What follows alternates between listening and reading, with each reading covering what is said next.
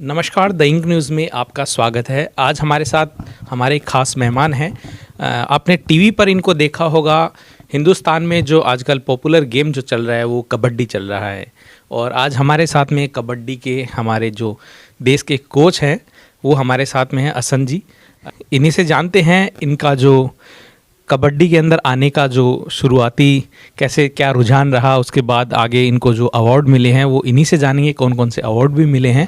तो सर, आप कबड्डी के अंदर आप खेल में आए तो ये प्रेरणा कहाँ से मिली, और खेल के प्रति आपका लगाव जो था वो कब से था?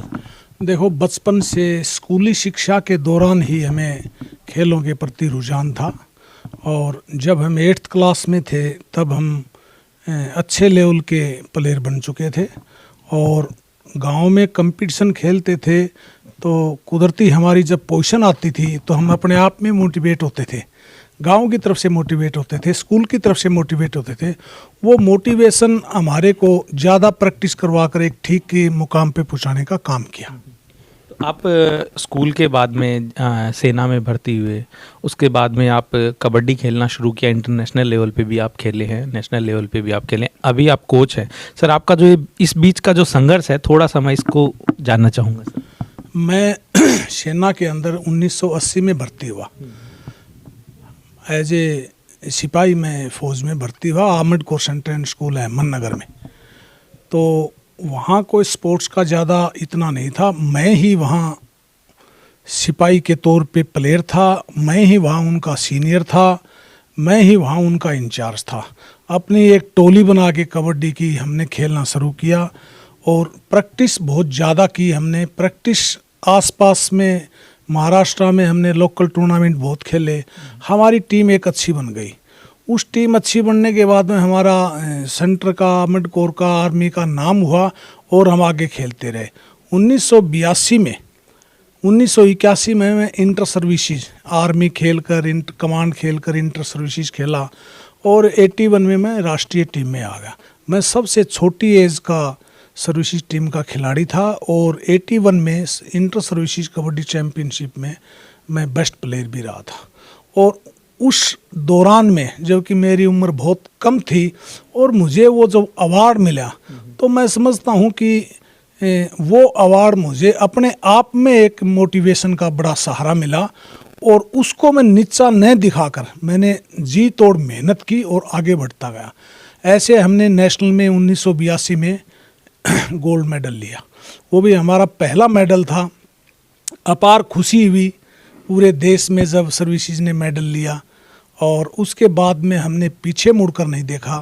कंटिन्यू 13-14 साल हमने फाइनल खेला और मैक्सिमम गोल्ड मेडल लिए।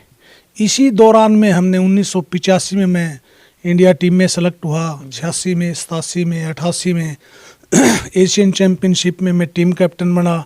एशियन गेम में हम टीम कैप्टन हुए।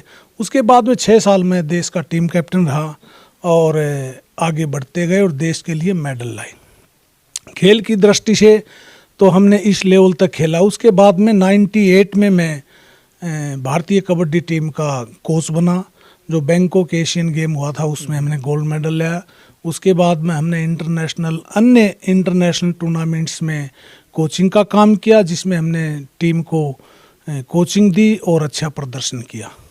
2010 में मैं ईरान की टीम को कोचिंग दी, जो फाइनल में ईरान टीम खेल ली है। 2018 में मैंने साउथ कोरिया टीम को कोचिंग दी, जो फाइनल खेल ली है। और अब मैं भारतीय कबड्डी टीम के साथ सैफ गेम में था, जो गोल्ड मेडल लिया है। अभी हाल ही मुझे द्रोणाचार्य अवार्ड मिला है, और 1998 में मुझे अर्जुन अवार्ड मिला था। हरियाणा सरकार की तरफ से भीम अवार्ड मिला है, भारत गौरव अवार्ड मिला है amateur kabaddi federation of India की तरफ से। अभी हाल ही में राष्ट्रपति के द्वारा गुरु के दौर पे द्रोणाचार्य अवार्ड मिला है, जो कि अपने आप में एक सबसे बड़ा अवार्ड होता है। बड़ी खुशी है इस बात की।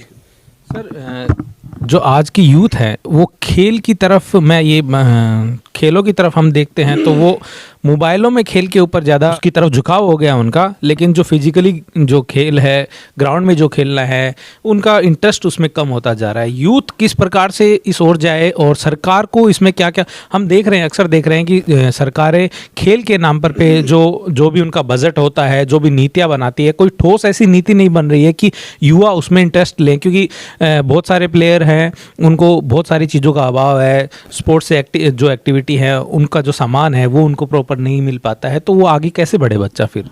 बात एक खिलाड़ी की खेल की है।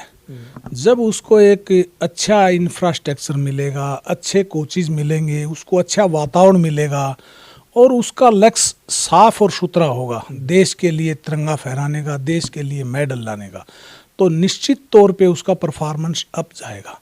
अगर कोई भी खिलाड़ी अपने रास्ते से भटक जाता है तो चाहे उसको कितना भी अच्छा प्रयास करो देने के लिए, उसकी कोचिंग देने के लिए, डाइट देने के लिए, उसको चाहे कुछ भी मिल जाओ, लेकिन जब वो अपना अनुशासन तोड़कर एक दूसरे रास्ते चला जाता है कोई भी, तो निश्चित तौर पे वो खिलाड़ी अपने पूरी परफॉर्मेंस नहीं दे पाता और वो स्वयं को नुकसान होता है, देश को नुकसान तो है ही है। अब बात रही सरकार की, गवर्नमेंट्स अपनी पॉलिसी बनाती है और वो पॉलिसी अपने हिसाब से वो बेस्ट बनाती है।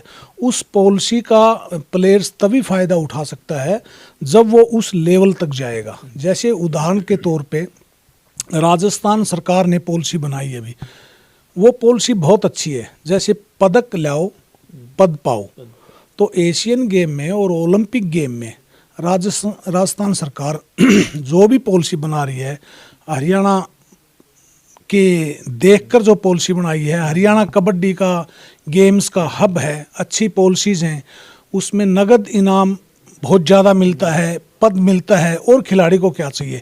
इसी प्रकार राजस्थान सरकार ने भी अच्छी कहा। जोड़ना चाहता हूँ कि वहाँ तक पदक लाओ पद ले जाओ, ये तो ठीक है, एक नीति उन्होंने बना दी ऐसी, लेकिन मैं वहाँ से सवाल कर रहा हूँ सर, जब वो स्टार्टिंग लेवल पे एक जैसे बच्चा है वो खेल में आगे बढ़ना चाहता है, लेकिन उस सरकारी स्कूल का एक एग्जाम्पल ले सकते हैं, लेकिन उसे वो सुविधाएँ खेल में नहीं मिलती हैं, वो वहाँ से ही ग्रोथ नहीं कर पाता आगे बढ़ने के लिए। सर ये एक बहुत बड़ा कारण है, इस पे गंभीरता से स्वयं को भी और गवर्नमेंट को भी इस पे विचार करना पड़ेगा।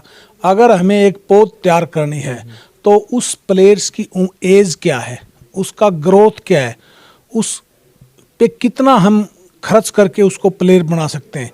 स्कूल्स लेवल पे हमें विशेष ध्यान देना पड़ेगा अगर खेलों का बढ़ावा ज़्यादा करना है तो। बहुत देश ऐसे हैं जिनकी नफरी जनसंख्या बहुत कम है, मेडल ज़्यादा है। हमारे देश में जनसंख्या बहुत ज़्यादा, जनसंख्या के हिसाब से हमारे मेडल्स नाम मात्र हैं, तो हो सकता है कि ये कहीं न कहीं तो हमारे अंदर कमी है। तो निश्चित तौर पे गवर्नमेंट्स को इस तरफ ध्यान देना चाहिए और स्कूली लेवल तक, ग्रास लेवल पे हमें एक प्लान बना के खिलाड़ियों को ऊपर ले जाने का काम करना चाहिए। आप जब कबड्डी में कोच करते हैं खिलाड़ियों को, क्या मोमेंट रहते हैं जब आप बच्चों को सिखाते हैं अपने कबड्डी के लिए? किसी भी खिलाड़ी में मुख्यतः दो चीज़ें एक कोच देखता है, एक नेचुरली जो टैलेंट है और एक उसको बाय प्रैक्टिस उसको किया जा सकता है, स्पीड का मोमेंट। तो यही चीज़ वही पुरानी आ जाती है। नेचुरली टैलेंट हम अगर बच्चे में स्कूल लेवल पे निकालेंगे तो वही खिलाड़ी बहुत अच्छा बन जाएगा, और एक बच्चे का 18-20 साल की उम्र लेके उसको प्रैक्टिस करेंगे, वो गेम किसका है, उसका मोमेंट किधर है, हम किसी गेम में डाल लेते हैं। तो मुख्यतः ये कारण है कि हम सही बच्चे को छांट नहीं पाते, सही बच्चा अपना गेम को चुन नहीं पाता, और टैलेंट वाला कोचिंग के अंदर बच्चा मिल जाता है तो बहुत आसानी से ऊपर जा सकता है, और फिर उसको बाई प्रैक्टिस से जाता है तो वो बड़ा ग्रोथ होता है। उसमें कोच को भी बड़ी डिफ़िकल्टी महसूस होती है, प्लेयर्स को भी होती है, क्योंकि एक मोमेंट को बार बार बताने से उसके न करने से तो दोनों तरफ से प्रॉब्लम आती है। तो ये चीज़ हम वहीं पीछे जाते हैं कि एज 15-16 साल की एज में बच्चे का परफेक्शन लेके कि किस ये स्विमिंग में जाएगा या हैंडबॉल में जाएगा या कबड्डी में जाएगा या फुटबॉल में जाएगा या क्रॉस कंट्री में जाएगा या शॉर्ट रन में जाएगा, स्लो ट्विस्ट फाइबर होते हैं, उसके अंदर फास्ट ट्विस्ट फाइबर होते हैं, तो वो छोटी एज में हम पहचान पाते हैं। जब वो परिपूर्ण हो जाता है तब ये कोच को भी डिफ़िकल्टी आती है और उसके परफॉर्मेंस में भी डिफ़िकल्टी आती है। सर बहुत बहुत धन्यवाद, आपने हमारे चैनल के लिए समय निकाला, इसके लिए बहुत बहुत धन्यवाद। इंक न्यूज़ चैनल का मैं बहुत बहुत स्वागत करता हूँ। धन्यवाद। जय हिंद।